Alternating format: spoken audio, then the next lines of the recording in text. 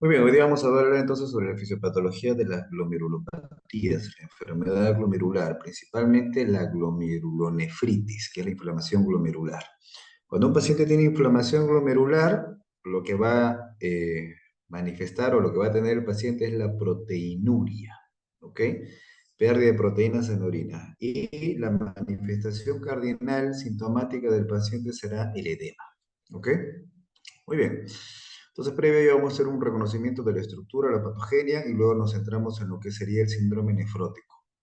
Recordar de que todo está referido en cuanto a la capacidad de la filtración glomerular en cuanto a las proteínas y por lo tanto hay que escribirnos a lo que sería la membrana basal glomerular, recordando nuestro ovillo de capilar glomerulares, en la que tenemos una arteriola aferente, el ovillo como tal y la arteriola eferente, y si hacemos un acercamiento vemos que la capa más externa está dada por estas células que son los podocitos, los cuales tienen sus proyecciones que son los pedícelos podocitarios, tanto primarias como las más pequeñas, las prolongaciones más pequeñas que estamos viendo acá, que serían las prolongaciones secundarias. ¿Ok? Como lo ven, esto está interviniendo como capa externa en cuanto a la barrera de filtración glomerular. Lo mismo estamos viendo acá, solo que ahora ya nos permite ver el reconocimiento desde la capa más interna, que estaría dado por el endotelio fenestrado, y desde esta zona es donde se estarían filtrando hacia acá, atravesando estas tres capas hacia el espacio urinario, para luego transitar propiamente por este nivel. Una capa interpuesta sería la membrana basal y la externa, como decimos, es la podocitaria. Lo mismo estamos viendo acá, una microscopía de barrido, la capa más interna del endotelio fenestrado, la membrana basal glomerular propiamente, que es una capa electrónico más densa, y así se ve en la microscopía electrónica, y esta capa más externa que está dada por los pedícelos podocitarios. Hablemos un poco de la membrana basal glomerular.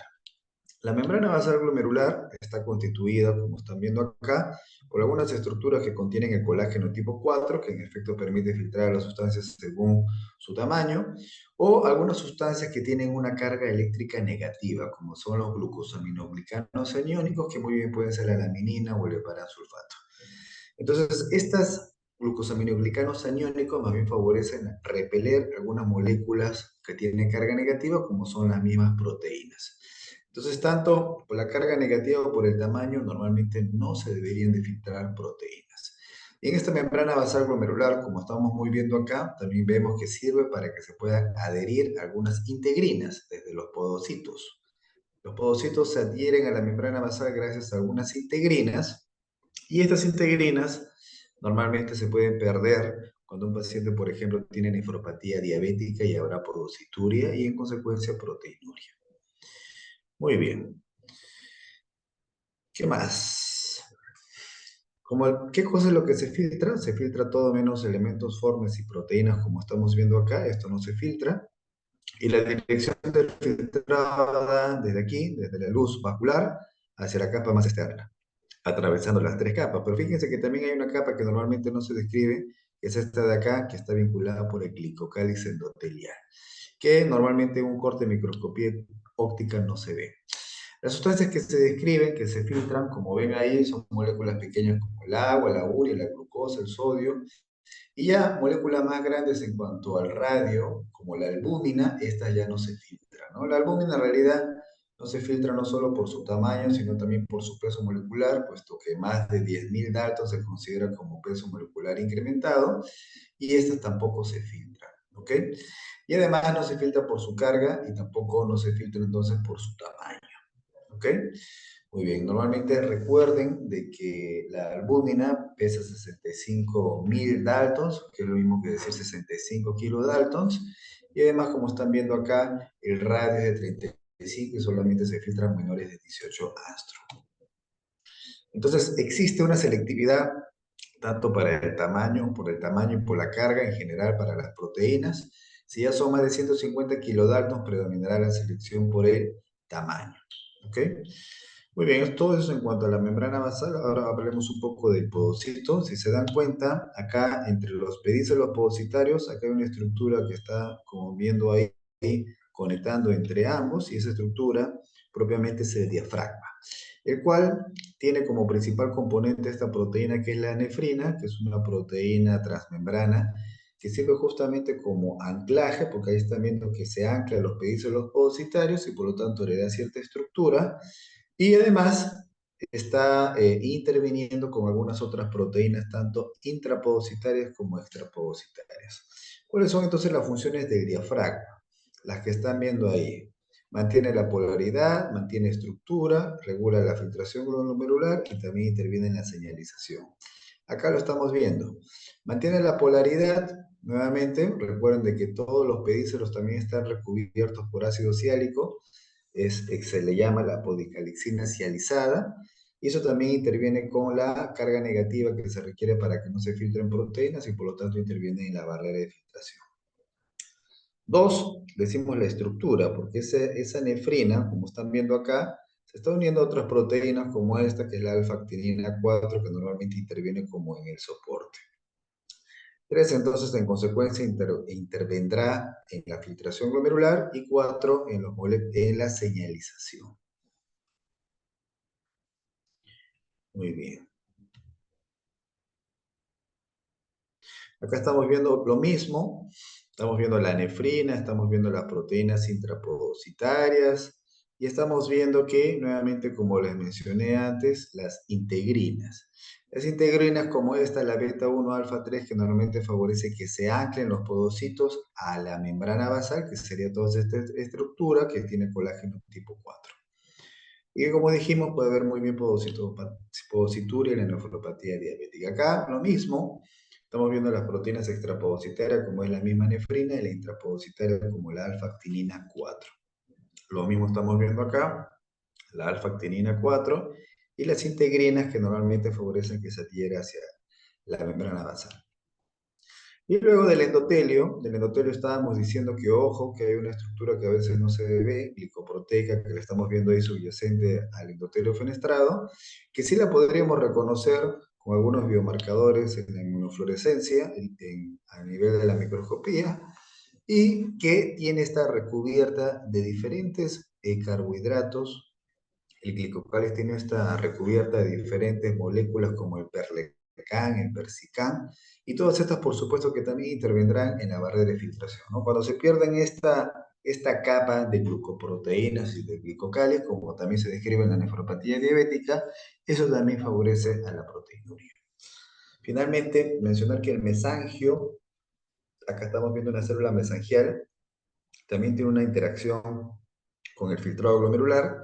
Si bien es cierto, de manera clásica vemos esta triada entre endotelio, membrana basal y podocito, fíjense que acá una célula mesangial está interpuesta y tiene contacto directo con el endotelio y también tiene un contacto directo por este lado con el podocito. Así que por lo tanto la célula mesangial, que si bien ya sabemos desde fisiología, interviene en la regulación del filtrado glomerular y también interviene en el debris de algunas sustancias, esto se puede alterar en algunas enfermedades en las que se depositan inmunocomplejos justamente a este nivel del mensaje. Y si está interviniendo en la barrera de filtración glomerular, puedo prever y entender de que también habrá proteinuria si lesiona mi célula mesangial.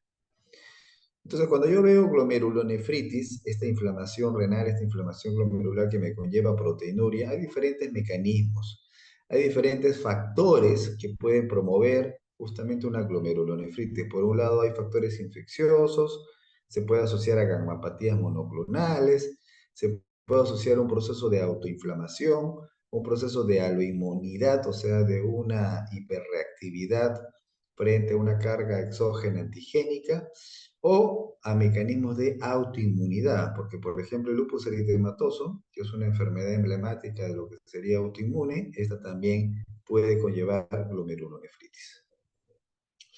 Cuando yo veo glomerulonefritis, normalmente suelo asociar con el depósito de inmunocomplejos. Ustedes ya saben que es la unión de un antígeno con un anticuerpo. Y en efecto, en los pacientes con glomerulonefritis suelen encontrar inmunocomplejos. Pero además, tengo que mencionar que hay diferentes factores que intervienen, como que por ejemplo se les dice factores solubles, si es que hay anticuerpos en complemento, hay citocinas, y factores que también intervienen en inflamación glomerular, como es el mismo neutrófilo, el macrófago, los monocitos y las plaquetas. Entonces, este daño glomerular normalmente se puede dar cuando los pacientes tienen depósitos de inmunocomplejos, que digamos son circulantes, se unió un antígeno con un anticuerpo en el plasma y como tal luego se deposita a nivel renal, o se puede dar in situ. O sea, cuando, por ejemplo, un anticuerpo viaja por la circulación, llega hasta el riñón donde identifica un antígeno y allí forma el inmunocomplejo in situ. Entonces, hay modelos experimentales que me permiten demostrar esta glomerulonefritis, sí. O sea, yo experimentalmente puedo emular un daño glomerular para que ese modelo experimental biológico tenga proteinuria, sí. Y hay dos modelos experimentales bien reconocidos, uno de ellos se llama la nefritis de Masucci y la otra de Heyman. La primera se caracteriza porque hay anticuerpos antimembrana basal glomerular. Me recuerdo una enfermedad que en efecto se llama así, enfermedad de anticuerpos antimembrana basal glomerular, que es el síndrome de Goodpasture y que normalmente los pacientes también pueden cursar con proteinuria.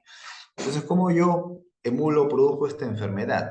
Resulta que tengo que inmunizar a ratas. ¿Y cómo las, bueno, primero inmunizo, perdón, a conejos. ¿Y cómo inmunizo a conejos? Les administro tejido renal de ratas. Entonces, lo que va a pasar es que esos conejos van a formar anticuerpos contra ese tejido extraño y que se entiende que van a ser anticuerpos antirriñón. Esos anticuerpos que han formado esos conejos, yo los extraigo y luego se los inyecto a las mismas ratas. O sea, le estoy administrando anticuerpos antirriñón a esas ratas. ¿Y qué se va a producir? Ese anticuerpo va a viajar, a, eh, se va a acoplar al tejido renal propio de esas ratas y va a formar ahí el inmunocomplejo. ¿Ok? Entonces esa sería la primera fase inicial que le dicen heteróloga. Ahora, ese anticuerpo que tú le administraste exógenamente a esa rata y que viajó hacia su riñón, también se le considera por la misma rata como una sustancia extraña, ese anticuerpo. Así que la rata, en una segunda fase, será la autóloga, formará un anticuerpo contra eso que tú le administraste, que justamente era el anticuerpo antirriñón. Y ahí nuevamente se da también inmunocomplejos, pero en una fase autóloga. Ok, este es el otro modelo experimental. En este caso, se inmuniza a una rata con tejido renal de otra rata, ¿ok? Propiamente de las células del túbulo proximal. Y luego va a formar esa rata que le estoy inmunizando anticuerpos, pero en esa rata que se está formando anticuerpos, no solamente se va a formar anticuerpos contra ese antígeno que le he administrado, sino también ese anticuerpo va a viajar contra su riñón y lo va a afectar, lo va a dañar, lo va a inflamar. Este modelo de nefritis de Heyman se ve, por ejemplo, de manera similar en patología en un adulto como en la glomerulonefritis membranosa, en la que también hay depósitos de inmunocomplejos a nivel subepitelial. Entonces, en este modelo experimental de Heyman, el antígeno, ¿ya? O sea, la estructura del riñón, la cual se detecta como antigénica y a la cual se une el anticuerpo, se le llama antígeno de Heyman. ¿Ok? En el adulto, en cambio, más bien tenemos otro tipo de anticuerpo que actúa contra otro tipo de antígeno que es el receptor de la fosfolipasa A2. Eso es lo que normalmente ahora se identifica en el adulto. ¿Ok?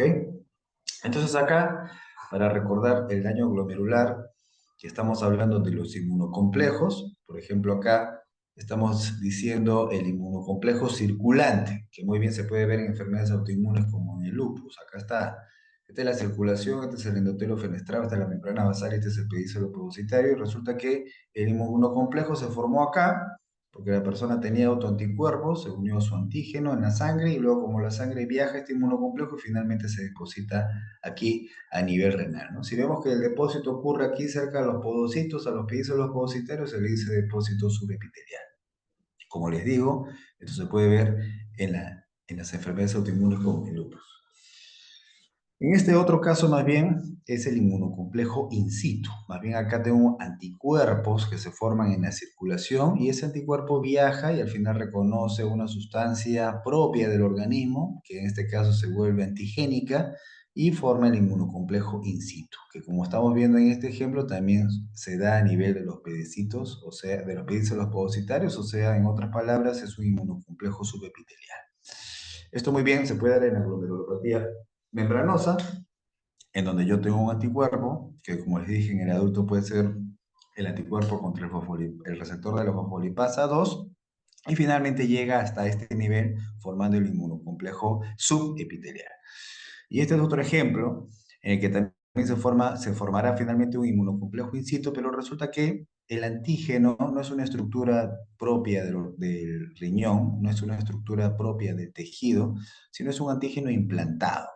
Muy bien, puede ser esto un virus, el virus de la hepatitis C, que es nefrotrópico, y al final llega hasta acá, se implanta a este nivel y lógicamente el organismo le formará un anticuerpo y ese anticuerpo se unirá contra ese virus. En este caso se forma un inmunocomplejo también in situ, solo que la diferencia es de que esto puede estar relacionado con la hepatitis C, por ejemplo.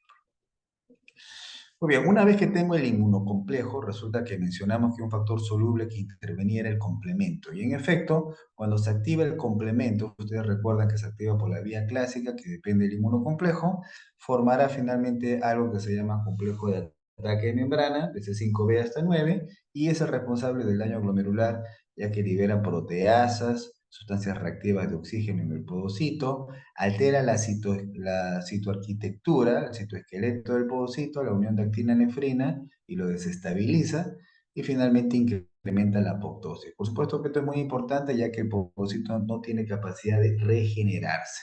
¿Ok? Los otros factores solubles serán eicosanoides, endotelina, las citocinas como la interleuquina 1, la proteína quimioatrayente del monocito en cuanto a quimiosinas o el RANTES. Entonces acá estamos viendo el povocito que se daña frente al complejo de ataque de membrana C5b9 y genera todo esto que habíamos dicho, ¿no? Altera la citoarquitectura, ahí vemos la alteración con la unión de la actina, apoptosis, sustancias reactivas de oxígeno, finalmente pierde su anclaje, finalmente se desfacela y se pierde. En cuanto a los factores celulares, clásicamente se vinculaba a la respuesta celular, que estaba vinculada con la respuesta TH y la célula CD4, ¿no? Pero actualmente ya se sabe que interviene todo el resto de la respuesta inmunitaria, que involucra también a la célula B, CD8, ¿ok? Y todas estas intervendrán en la glomerulonefritis autoinmune.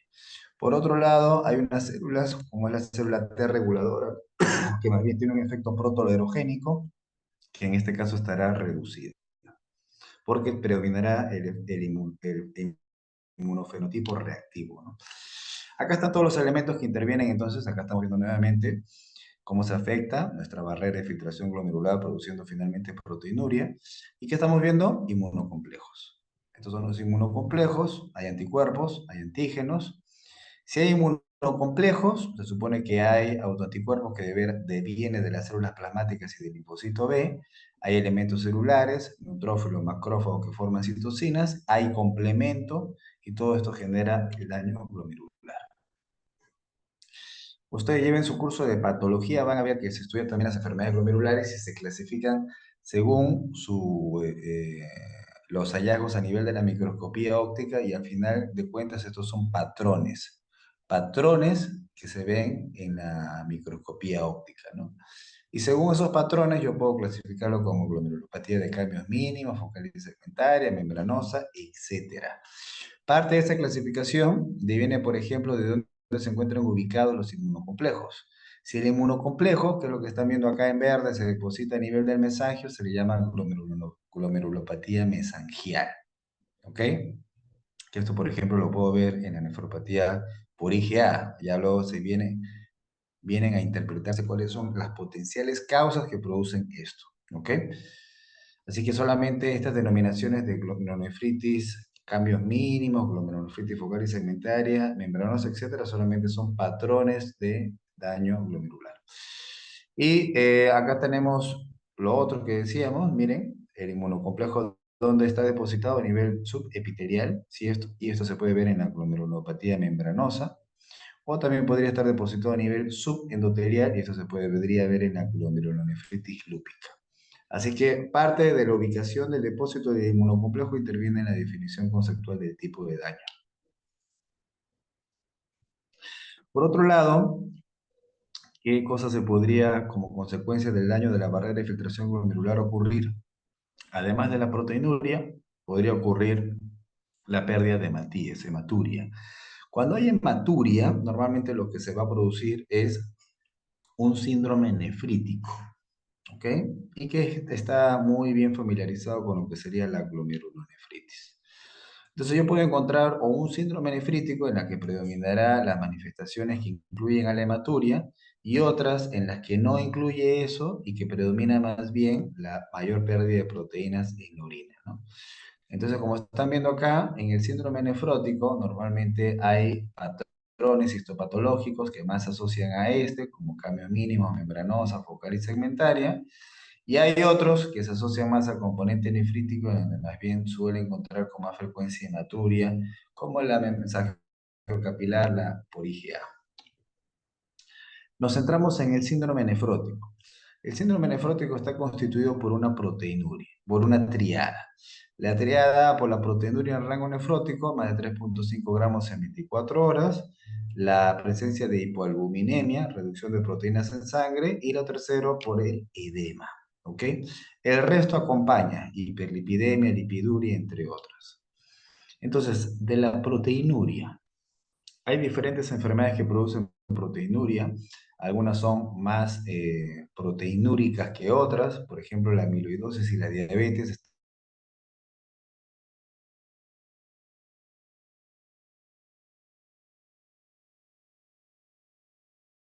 están en esto, pero en menor porcentaje. Cuando un paciente tiene proteinuria, tendrá mecanismos compensatorios. Uno de ellos será la síntesis hepática más proteínas, puesto que lo que interesaría en un paciente que tiene proteinuria nefrótica, que tiene reducción de las proteínas en sangre y de la presión oncótica, es un mecanismo compensatorio, como están viendo acá, de mayor producción de proteínas. ¿Ok?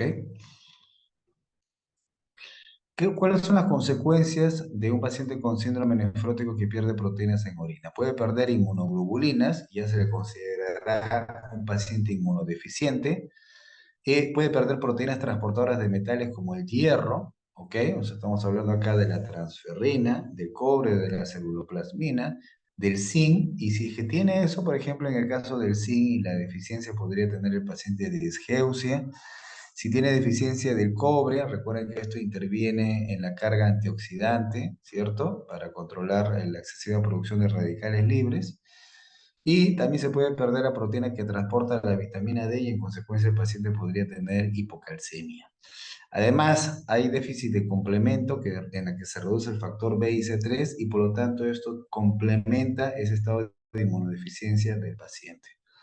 Cuando un paciente tiene proteinuria, eso no solamente señala que tiene daño glomerular, sino la misma proteinuria puede generar lesión tubulointersticial. Por eso los pacientes con enfermedades glomerulares se los trata para evitar que tengan proteinuria y para evitar de que tengan daño glomerular a largo plazo.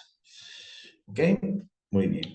Entonces, lo mismo estamos viendo acá, miren, como consecuencia del daño glomerular, se empiezan a filtrar muchas proteínas, las cuales normalmente llegan más al tubuli. El tubuli lo que hará es reabsorber más, pero como es una cantidad excesiva, eso genera una difusión lisosomal y finalmente esto genera el daño que les digo, que finalmente se expresa como fibrosis intersticial. ¿Ok?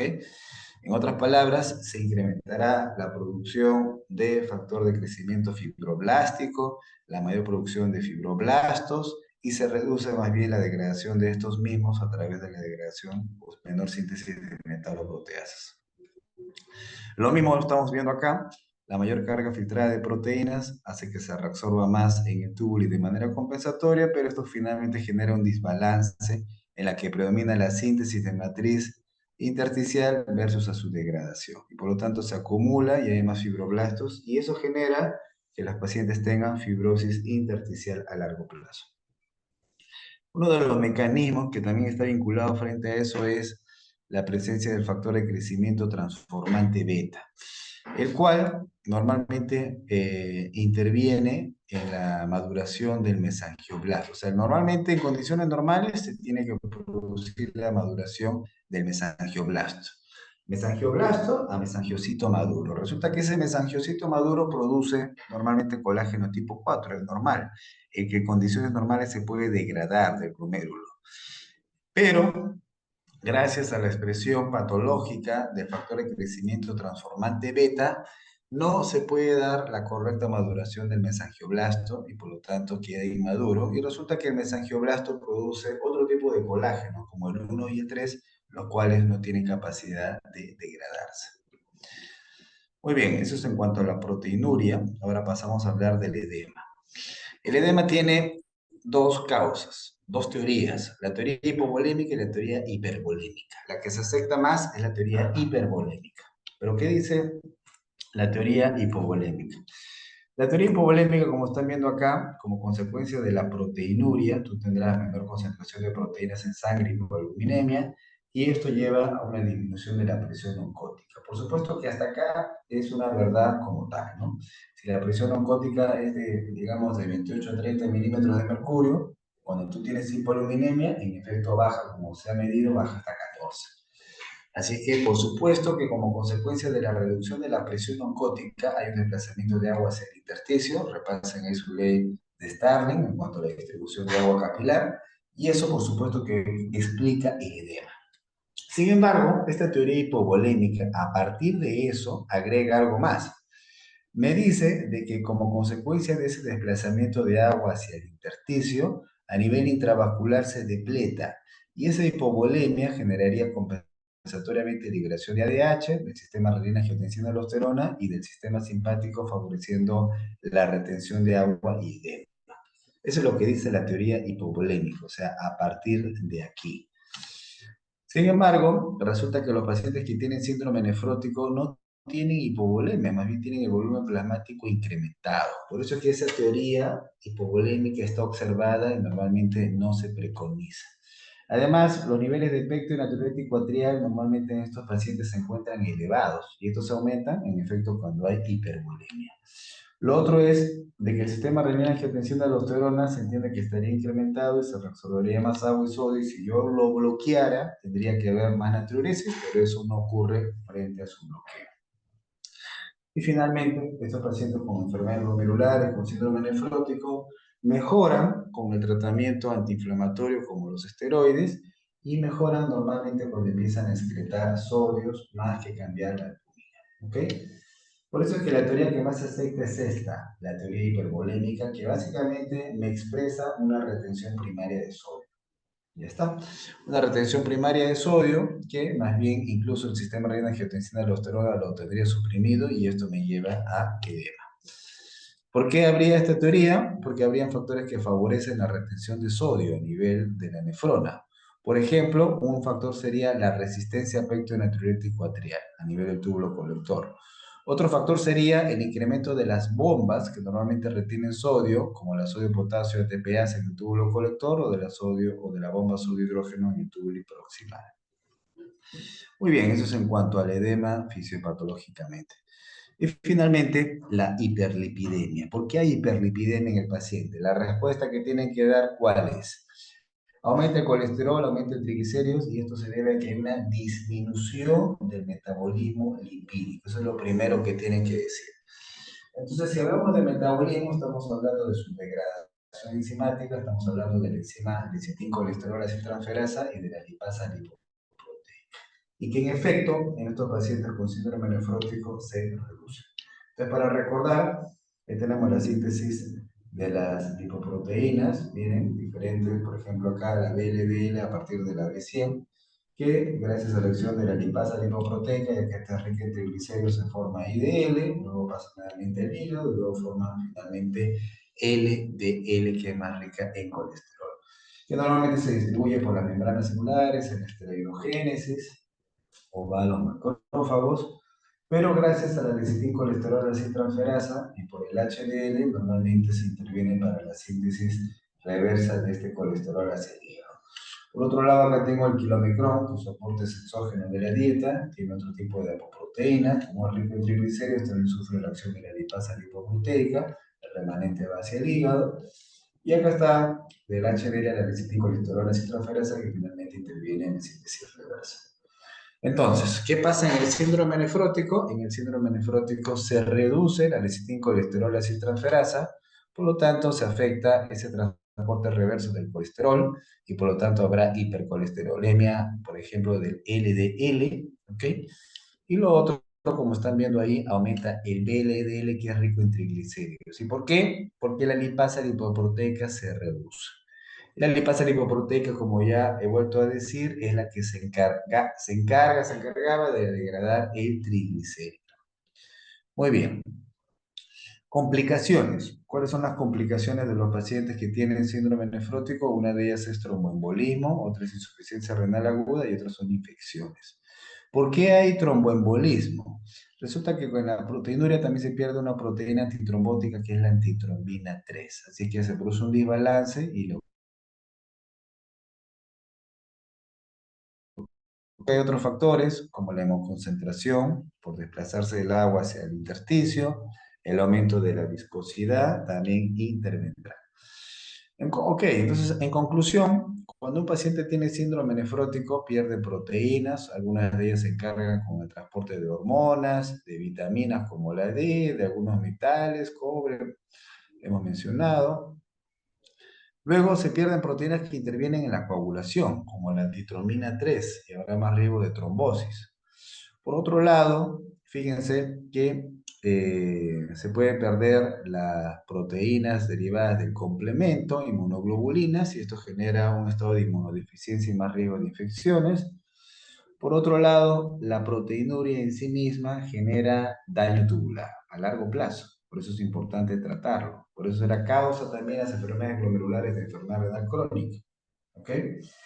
Y esto a largo plazo generará disfunción tubular. Esta hipoluminemia me lleva a edema, porque está claro que la reducción de la presión oncótica genera agua en el intersticio por Starling, y como ya hemos dicho, además justificado por la teoría hiperbolímica. Ahora, esta hipoaluminemia dijimos que me llevaba compensatoriamente a la síntesis de proteínas en el hígado. Y eso también puede explicar por qué podría haber hiperlipidemia. ¿Por qué? Porque parte de esas proteínas que sintetiza el hígado son apoproteínas que finalmente forman, por ejemplo, VLDL. ¿Ok? Entonces la hipertrigliceridemia también podría ser explicada de esta manera. Y si tú tienes más elementos grasos y colesterol en sangre, también podrás tener lipiduria. Muy bien, esto es lo que teníamos que revisar en cuanto a la fisiopatología de las glomerulopatías. ¿Algún comentario, pregunta?